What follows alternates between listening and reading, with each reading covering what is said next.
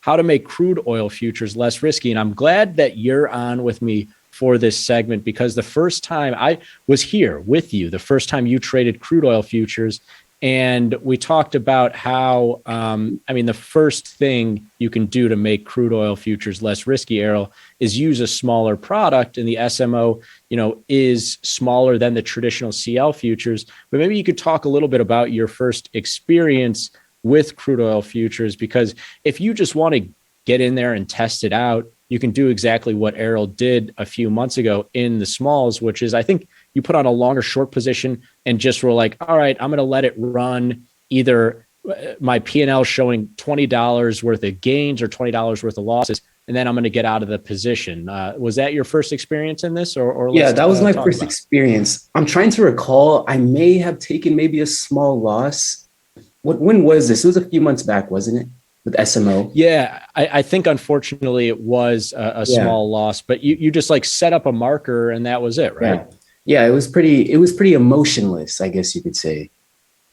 And that's what you want to do when you're getting started, really, in any futures product, any options product. I say the same thing, any derivative space in general. You just want to be like, all right, let me put something small on. Let me put on, if it's options, maybe I'll put on a put spread or a call spread or an iron condor, let it move around in my account for a couple of minutes, and then I can take it off, and I'm not making a bunch of money, and maybe I gave away a couple bucks in commissions, but you're at least trying that thing out with less risk. Same goes for futures. You put it on, you let it move around, do a little dance, see how your account feels for a couple of minutes or whatever. And then you close out of it, and it's like, all right, first step was just trying it and feeling that out. But say, Errol, I want to trade crude oil futures, and I'm out of the stage of like just testing out derivatives. I want to actually put on a strategy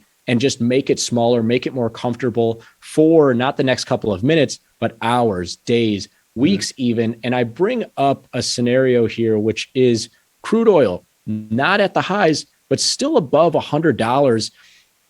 This just doesn't seem like a sustainable place for the long term. And we've actually crunched the numbers on it. Crude oil doesn't stay above $100 for a long period of time. So maybe I want to commit like a longer term strategy to short crude oil. It's one of those things that it's like, oh man, I can't believe that market was at $100 a year ago. I would have loved to be short it. And I think we're in a little bit of that scenario with crude oil, but you get kind of the day-to-day of it can kind of throw you off and not necessarily put that opportunity right in front of you. What do you think? No, yeah. I mean, when we're sitting at these highs, I'm a lot more inclined to do the contrarian play and maybe sell some calls or just sell the contracts.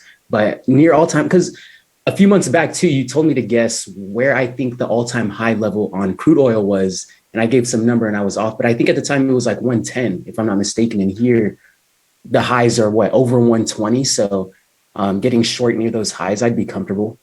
Yeah. So for the last, I forget if I think I did this for the last 10 years. The max, the highest that crude oil has gotten up to was 123. And guess what? That was the price of a couple of weeks ago when it hit right up here at 123. Now it currently sits around 105. The average is 70. Why do I give you these three statistics? Well, it's to lay out that there's, from a long-term perspective, from a historical data perspective, significant opportunity in being short this market, right? Like its average is $70 a barrel. We're up at 105, but I give you that max number, Errol, because the difference between 105 and 123 is, almost $2,000 in the small crude oil futures. And so maybe I'm not comfortable with that. Now, at least if you go to SMO, you avoid the CL futures where the difference between where it's at and the maximum that it's been, that risk is actually almost $20,000. So you at least already got a little less risky, but guys like you and me don't necessarily have account sizes where on a per contract basis, we're feeling good about potentially losing $1,500 or $2,000, right? Yeah, no, because the reward sounds nice, but if it doesn't go our way, the loss on that wouldn't feel very great. Well, and you don't want to get tapped out before you Yeah. see the reversion to this long-term average. Say we Right. get back up to 120 before we get down to 70. And I'm like, man, I can't withstand $500 or $1,000 in Yeah. losses. So what we can do is we can not only go to the smaller futures, get some less risk going in crude oil from that front, but we can also use options to hedge part of that. And you're going to have SMO options very soon. So you'll be able to sell that contract and just sell a put right off of it. But for the time being, this is something I put on today, and I actually am feeling pretty comfortable with it. And I like it a lot. I got it from a viewer whereby for every one SMO contract he was looking at selling, he was Mhm. looking at $1 wide worth of CL puts that are about at like the 30 delta, and we can go through why he chose those numbers specifically, but essentially it's to not over hedge on the CL options because CL is a bigger contract than SMO. You don't want to get, a $5 wide CL put spread or $10 wide or go naked on the CL puts and be Yeah. overweight if crude oil crashes. Now you're long crude oil, but this already creates a smaller play. It's just like a covered call, but it's a covered put, short SMO, short the put spread in CL. I like this one. I haven't thought about doing something like this.